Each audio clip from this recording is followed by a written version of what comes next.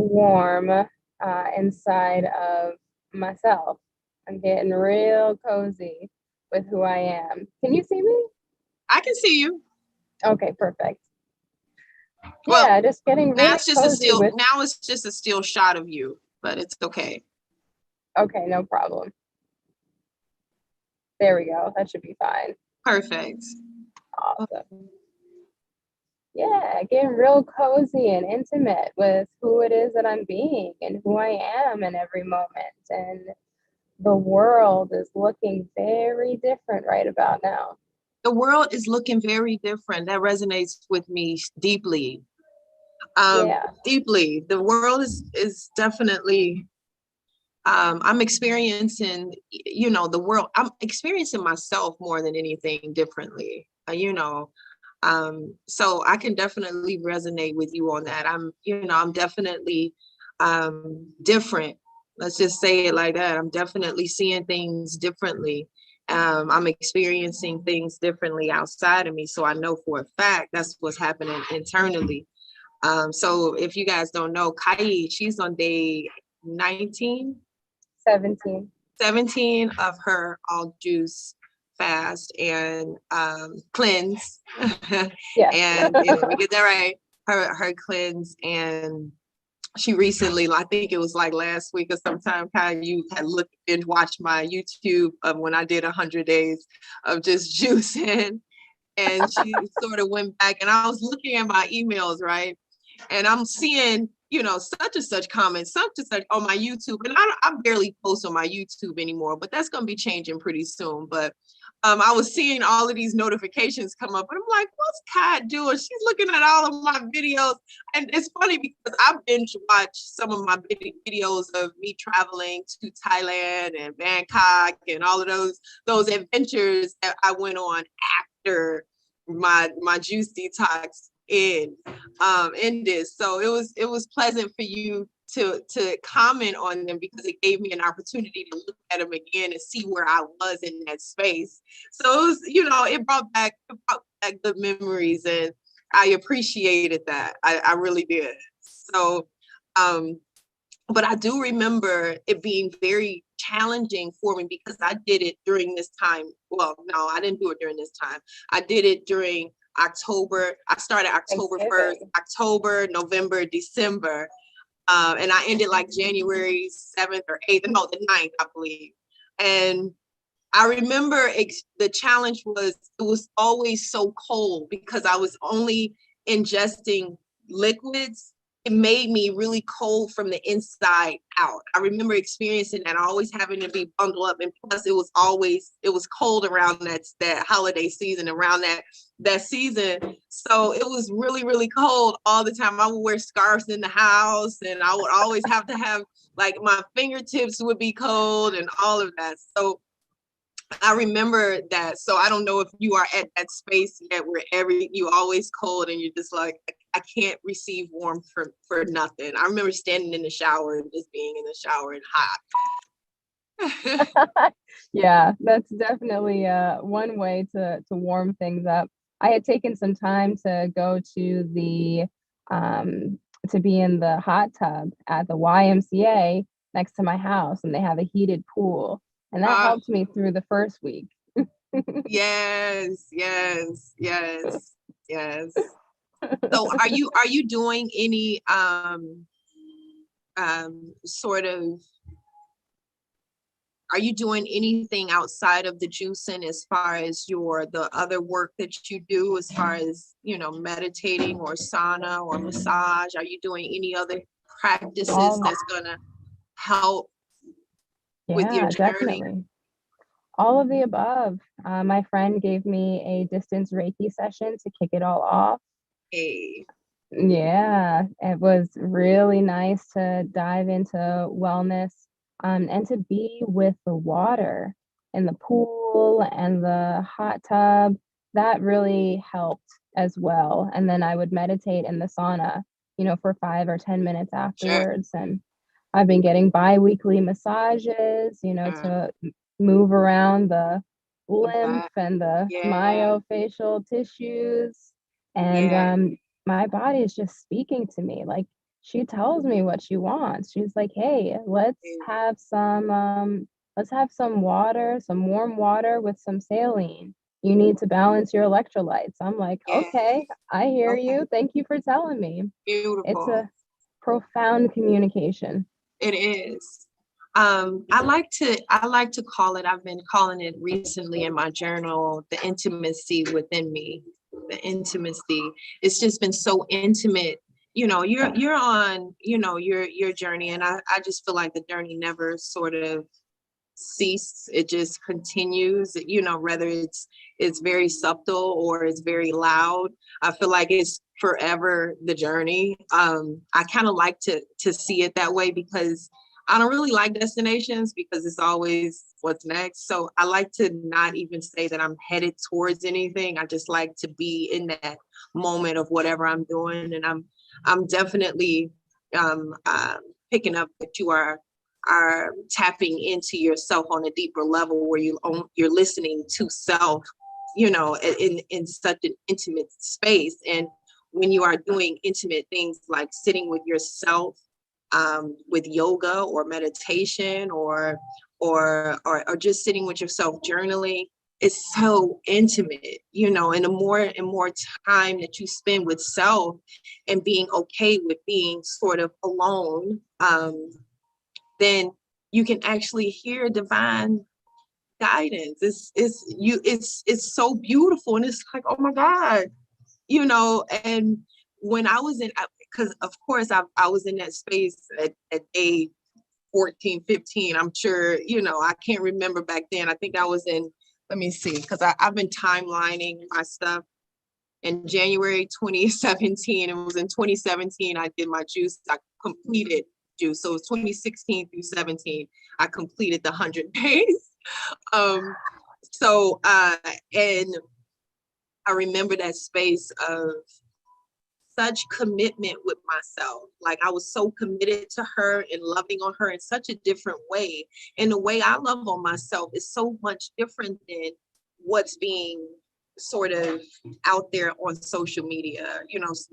Self-love meaning, you know, taking baths and buying yourself flowers and things like that. I tried it and it's beautiful, but that isn't my form of self-love. My form of self-love is getting on my mat, waking up early to be excited to get up with her, you know, and doing things, doing habits, creating habits where it's more um, uh, um, comparable to the space that I want to, you know, I like to be in, which is how healthy and whole, and not having the need to be with somebody or have something outside of myself to create my happiness. You know, I'm learning, I'm discovering through this time and this intimate time with myself that I don't require a lot. You know, I don't, and excuse me if you guys, you know, like have already done this, but I actually gave myself a moment to look at everything that I have in my life, the things that I buy, the things that, how I go to the grocery store, how much money I spend on this and this and this, and all of the things that I really, really need in order to sustain a lifestyle that I got shelter, I have food, I have water, I have a vehicle, I have, you know, health. And I was looking at what my values, you know what I mean? What do I consider really valuable in my life when it comes to sustaining myself? And I don't require much. I don't require, you know, Louis Vuittons. I never really did. I don't require all of these fancy things, which is beautiful. I love it, but I don't love it to a point where it's creating my reality for me. Like, it's going to create my happiness or sadness. You know what I mean? Or I'm going to work really hard and not get my rest, because I like my rest. I like sleeping, and I don't like to work hard. If I'm feeling like I'm working hard, so I'm reevaluating um, uh, different things that I thought was valuable in my life, things that aren't anymore. So when you say you know, I'm stepping into this new space, and I feel like life is sort of different now, because learning I don't require much. You know, my thing is I value experiences. I value expansion and growth. And I, you know, all this time that I've been in this holistic um, and wellness industry, the thing that I've been sort of searching for this time was, one is freedom. What can I do in order to create freedom for me to move and be and choose and love and experience. And then you know, personal development and growth is more, you know, the the sort of genre that I like to sort of stick with. It's like self is, you know, what else is there to do besides, you know, knowing thyself and going within. So yeah, I got to stop Googling ashrams and shit. So, you know, because, you know, there are times that I feel spirit is telling me to renounce and devote and go into devotion of my practices and devote to this as a life, you know what I mean, of devotion. So I question that a lot, you know, like um, is what I'm doing sort of the, how can I say, is what I'm doing personally right now, um, is it giving me a sense of service? Is it giving me a sense of devotion and intimacy with myself? Is it providing a sense of joy to myself besides what I can give, you know, to anybody else? I ask myself that, and you know, I it's so much to choose the week out here. I might be jumping all over the place, but it's so much to choose and to create out here. And I'm at this mature space that all I I want to choose is to be in devotion of my practices and to teach that. If that is my dharmic path, to continue teaching it, and serve in a way where I'm not looking for anyone to support me. I'm not looking for someone to, you know, congratulate me. I'm like, that doesn't even matter. It doesn't, it matters to someone who's, you know, who needs that.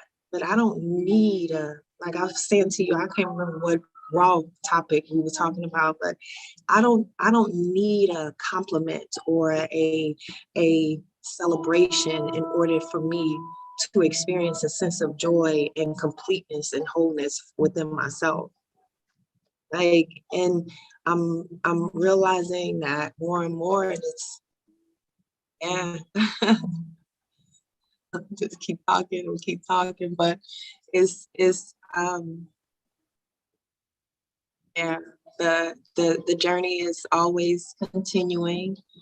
Um, the layers are being pulled back. I'm seeing so much more and more. Um, my desires are definitely different now. I I don't even I don't I don't even feel like I even have any really. You know, it's just, you know, it's a different feeling when you are ready to go to bed and wake up tomorrow because you're excited to be with self. You know, like I'm excited for the next day. And sometimes there is no plans for the day. It's just I'm excited to see what is given to me the next day. What am I receiving today? You know, without it having to be, oh, this is great or this isn't great. Just being neutral with it all. Like, Mhm. I'm excited for just whatever happens. Yeah, unconditionally. Unconditional love. That's really what it is. I love that. Unconditional. Yeah. Mm-hmm. What I love about your journey, especially on YouTube that I saw, was a very special way that you brought in the people in your life.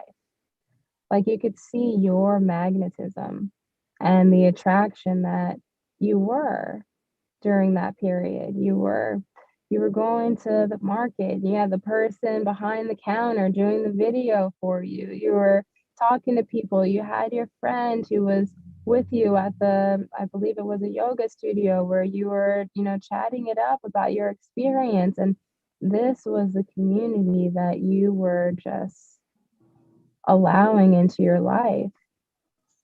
And it was really beautiful to watch that aggregation process happen from that point. Indeed. Indeed. Indeed. Um, about relationships, I'm realizing, you know, the relationships that I was taught to have isn't what I necessarily believe. And um, I put a lot of emphasis on having someone, um, not necessarily just with a significant other or partner, just having someone. And I can't, you know, I can't stress this enough to myself and to my younger self that you can't have anyone. No one's here for you to have first. um, and I always looked at, and I definitely believed in this before. I don't pretty much understand it now. And maybe you can give me some insight. But I've been married before, and I was divorced. Um, and prior to me even getting married, I always looked at marriage as this thing of why, like why, why put myself, why set myself up like that, and why set somebody else up in that way. But I was always torn because I was taught that is what success looks like, marriage and a job with benefits and a pension and a retirement plan. I was taught that, you know, a woman's supposed to have children in a marriage, and that's what you work yourself up to become. And I always battle with that because that isn't how I really felt, but I was told that I should feel that way. So all my life, and I kind of said I don't want any children, and I don't believe in marriage. I made that up in my head, and well, I didn't even make that up. That's really divinely how I felt, because obviously I grew up with my mother and father. I grew up both parents, so I seen what a household or the American dream looks like. Parents, great job, lived in the suburbs, went to great school, you know, the list goes on, the American dream, right? Um, and people would look at me like, oh, she's going to be, she grew up with both. She has no problems or no triggers, no traumas in her life. It was, but I never, I guess I was a person that didn't look at that in that way. So I chose to feel like I didn't want to have any children, and I don't want to get married. This isn't what I want. That's what they want. So, but I ended up getting married anyway, despite how I felt. So, despite how I truly felt, these were true feelings. It wasn't something that was taught to me. Like again, I was taught, you know, wait, you get out of high school, make sure you get you a good job and get you a good man that could provide and help, and both help each other and we have a kid. So for me feeling that way about marriage and children, it had to been from a divine space, because I was young feeling that way. And I um I dismissed my true feelings and I got married anyway because it felt right. It's like, okay, this person is gonna be that person, but why I set myself like now that I'm looking at why did I set myself up in that space to be with just one person for the rest of my life? First of all, the entire system of the marriage is failing. It's the system is the numbers don't lie. It's failing. It's something we're not getting. It's like why is I don't know this. I don't know the full statistics, but I do know there's a higher rate, and there's been a higher rate of divorce happening, and it's more divorce than people are getting married or staying married. So that's one, and then two, why am I locking myself into one person? And there may be a space and a time that I evolve and I'm different. I'm not going to stay the same, especially with a person as myself. I'm always learning and developing and exploring. So my taste buds is going to change. And if my taste buds change and I'm locked in to someone we're married and I'm locked in and they're not sort of shifting, why am I going to spend the rest of my life with someone who I'm not in the same frequency with? Why would I do that to myself? So I should be able to have the freedom to decide whether I move in another direction or if I don't.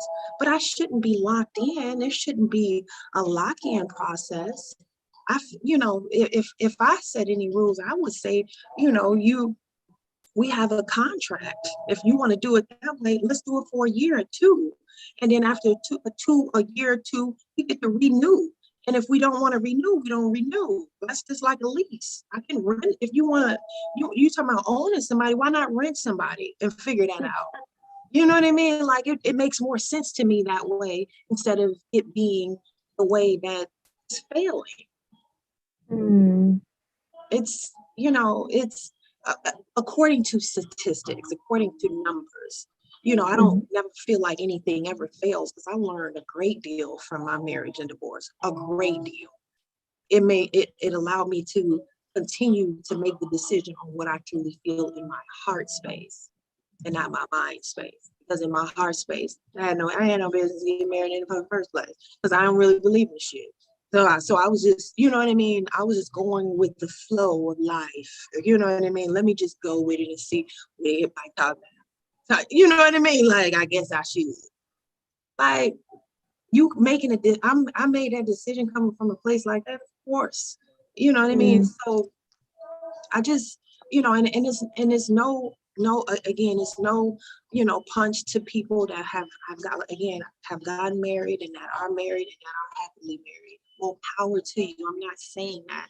Just saying in my raw truth, I just don't see why you would set yourself up and set another person up that way. And there's room for expansion and growth, and y'all may expand and you will, especially if two people are doing work on themselves, you will expand and your frequency is going to change.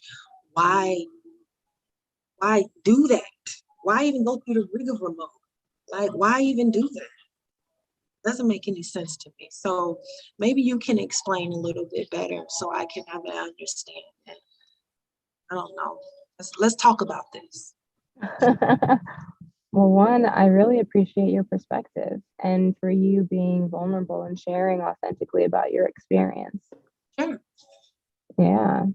And there's a space where I would say that there's nothing that I could say to have you understand what I understand because our experiences were just different. And you were talking about how your taste buds are just different, and that's okay. Yeah. Sometimes certain things are meant for certain people, sometimes they're meant for a season, and then sometimes they're meant for longer for others. But who are we to predetermine what that is for ourselves? Sure. And same thing goes for who it is that we're being. Maybe I'm being a certain way right now, Maybe I'm going to be very different tomorrow, the next day, the next week, the next month, and to allow myself the space to evolve in my feelings about any particular construct, including identity, including all of the things that we incorporate into our human experience. And it could look like being in a relationship where two people just allow each other to do exactly that, evolve. There is an infinite number of combinations and permutations that can work, that can resonate, and that don't. And to Yes. allow them to show up, that's the space of just Yes. being. Yes. Yes. Yes. You know, as we evolve, there's some there's permanencies that happen. Like, I'm gonna always do this. This ain't gonna change. I don't care. I don't care. Um, and then there's things that are always, sort of shows up when I'm in this space of intimacy with myself. And because I guess I have such an intimacy with myself, and I remember before I go there, I remember always feeling like I needed to have a relationship. Oh my God. I remember always feeling like, oh God, I should be in a relationship. Why ain't I in a relationship? Why, like, a significant other always seemed like it was a point of my attention. And not anymore. and this is totally different for me, because I am literally, I'm not giving anyone my time, Kai. It's just all mine. I'm not like, it's very, I get to go home and there's no obligation. There's peace of mind there. I don't have any expectations of anyone. No one has any expectations of me. And it just feels so peaceful. Like, it's so intimate. And when I'm on my yoga mat and I'm breathing for 2 hours and I'm just breathing and flowing through my practice, no music, just me, breath, and movement, and body, and mind, and spirit. It's so amazing. Like, and it's delicious. And I couldn't imagine anyone coming into my space and shifting any of it. It like, no. I don't care. It's like, I don't care. It's nothing that you have that I don't already got. Nothing. Mm. It's nothing that you got. Mm-hmm.